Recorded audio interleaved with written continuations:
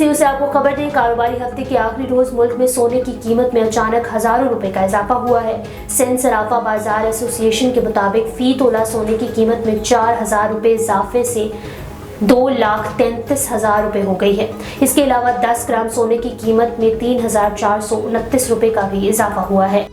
इस्लामाबाद पाकिस्तान मुस्लिम league नून के मरकजी रहनुमा और साबिक वफाकी वजीर खजाना मुफ्ता इस्माइल ने कहा है कि पाकिस्तान के पास कोई ऑप्शन भी नहीं, IMF आखिरी ऑप्शन है। उन्होंने निजी टीवी चैनल से गुफ्तगू करते हुए कहा कि जो भी ऑप्शन बी पर बात करते हैं वो गलत बात करते हैं। जब कोई पैसे नहीं देता तो सब IMF के पास ही जाते हैं।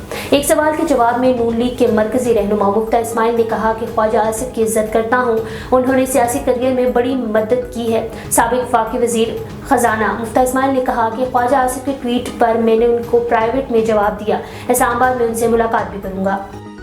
वफाकी हुकूमत ने आलमी मार्केट में पेट्रोलियम मसनूआत की खरीदारी से मुतालिक बड़ा फैसला कर लिया, जिसके तहत ऑयल मार्केटिंग कंपनियां और रिफाइनरियां आलमी मार्केट के बजाय पाकिस्तानी पोर्ट्स पर खाम तेल और पेट्रोलियम मसनूआत खरीद सकेंगी। आलमी बैंकों के रवैये और ज़र मुबादला की कमी के पेश नज़र नई पॉलिसी तैयार कर ली गई है, जिसके तहत अब ज़र मुबादला के ज़खायर पर दबाव में कमी, जबकि मुल्की करेंसी में पेट्रोलियम मसनूआत खरीदी जा सकेंगी। हुकाम के मुताबिक गैर मुल्की ऑयल सप्लायर कंपनियां खाम तेल और पेट्रोलियम मसनूआत पाकिस्तानी पोर्ट्स पर बॉन्डेड स्टोरेज में रखेंगी।